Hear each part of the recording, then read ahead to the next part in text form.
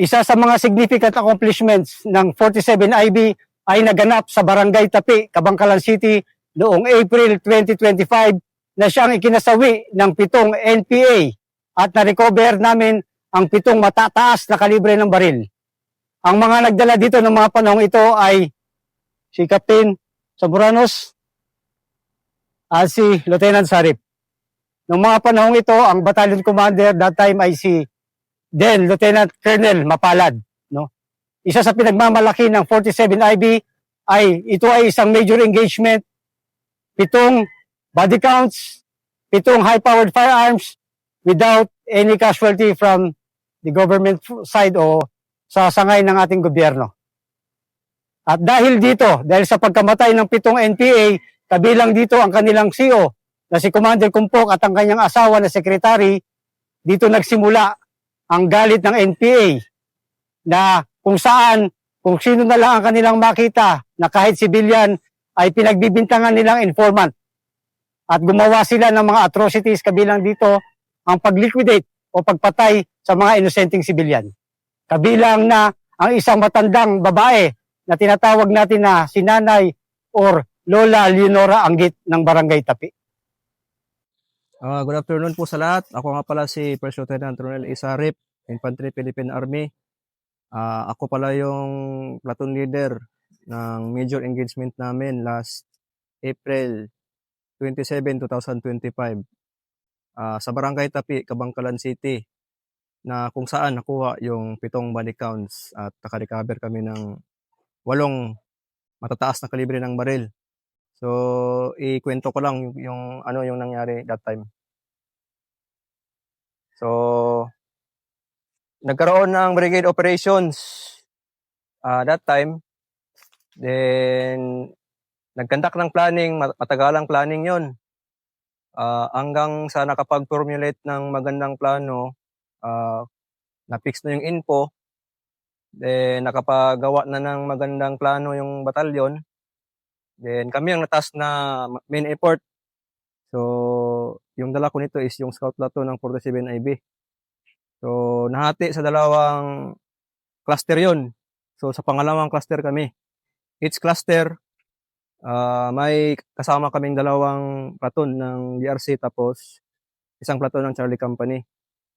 So, na-drop kami from LDLC, from battalion to LDLC ng alas 4 ng madaling araw.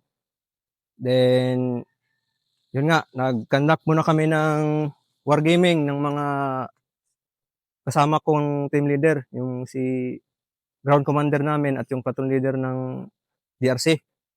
So, nakapag-decide kung sino yung mauna, order of movement, yung DRC yung mauna, pangalawa kami, tapos yung Charlie. So, upon reaching the first objective, so nakarating kami sa first objective, assuming dumating kami sa first objective namin, target which is target number 5. So 4:45 yun ng madaling araw. So assuming na-clear na namin since wala naman na to. So i-demo lang namin kung ano nangyari upon reaching na sa target or objective number 2. Bale, yung kan pala dito is yung info is yung mga armado is located within kuan lang sa mga kabahayan lang siya. So yung target 5, 6 and 7 nandun lang yung armado, bali mga bahay yun siya. Kami na lang yung maghanap kung nasaan talaga sila. Okay. Then isa pala sa mga challenges that time kasi nga kabahayan siya. Then yung aso, hindi talaga maiwasan yung aso. Baka ma-burn out, no? Madaling araw kasi yan, pas 4. So may chance talaga na magising yung mga tao kasi dahil sa yung tunog ng mga aso o yung tahol ng mga aso. Then yung terrain is katubuhan, no?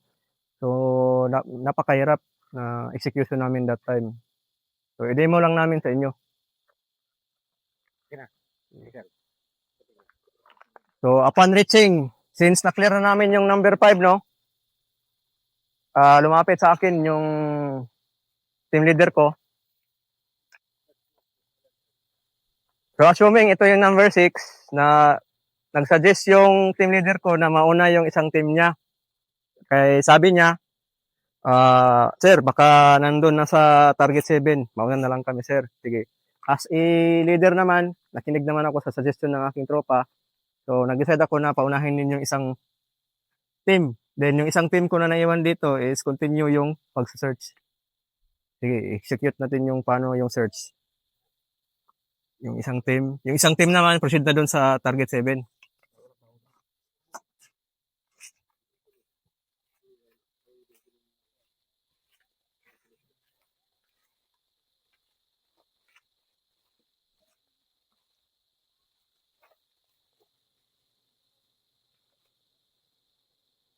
Sige, so ito yung target 6 namin. Ongoing yung pag-search. Sige.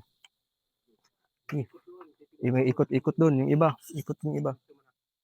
Ikot yung iba dun. Yung palibutan yung palibot.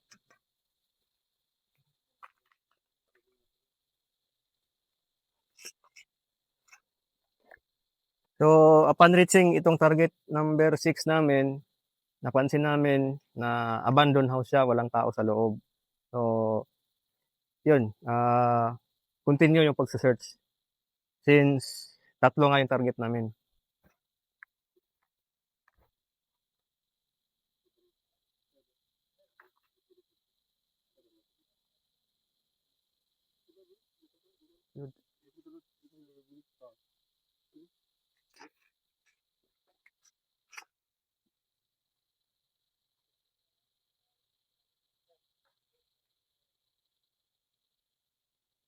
Okay na, labas na kayo. So, oo. So, nag-report yung team leader na pag-search sa loob is negative na yung indication. So, nag-decide kami na mag-proceed na or mag-link up na dun sa isang team namin which is located sa target or objective number 7 namin. Tara, yun na. Move.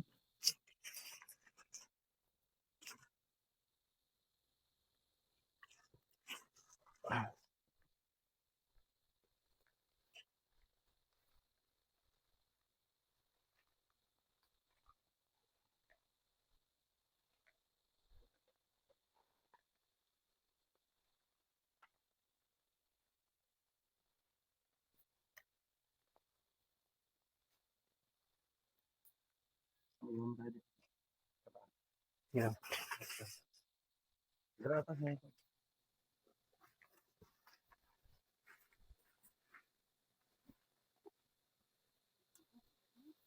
Ito.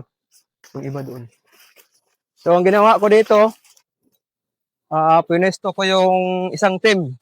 Then, nagtimbre sila na, yun nga, nakarating na sila sa objective number 7. Tapos, inuupihan nila yung bahay, yung last target. Then, yung isang team ko rin, nakalink up na rin. Sinabihan ko na maghanap ng magandang pwesto. So, yun, observe, tapos alert kung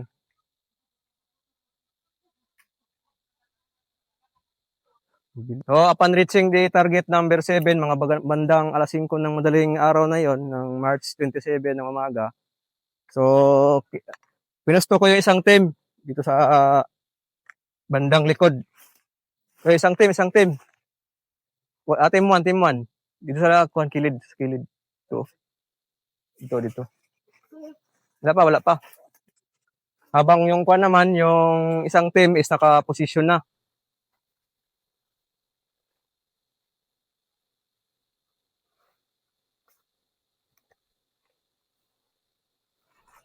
So, continuous pa rin yung pag-observe ng tropa, pag-alert kung may kahinahinalang indication ng kalaban.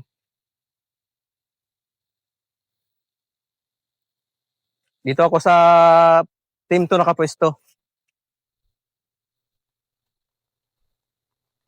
Ikat mo na. Ito na nga, pagulat lang sa akong signal. Sige. So, habang nakapwesto kami dito sa block or namin, sa pwesto namin, mga more or less 15 minutes kaming nag-abang or nag-observe ng mga kahinahinalang galaw sa loob ng bahay. Then, more or less, mga 5:15 ng umaga, tumawag yung team leader ko na may na-observe na siya. Team!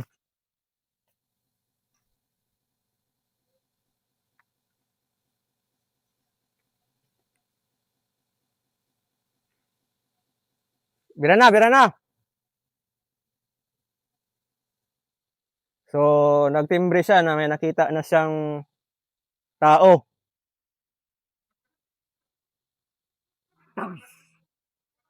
So, yun na nga.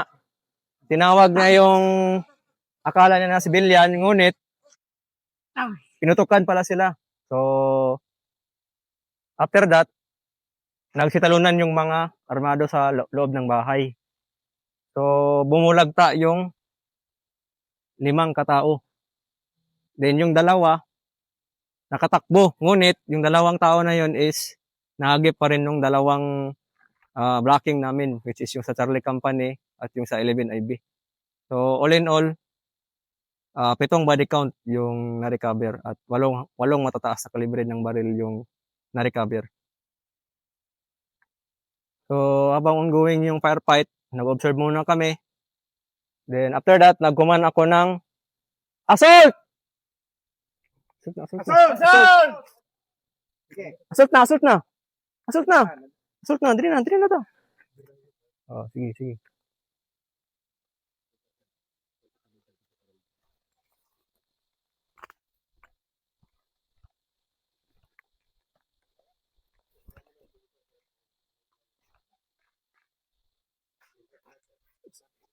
So, upon assaulting, yung iba nagsa-search sa loob ng bahay.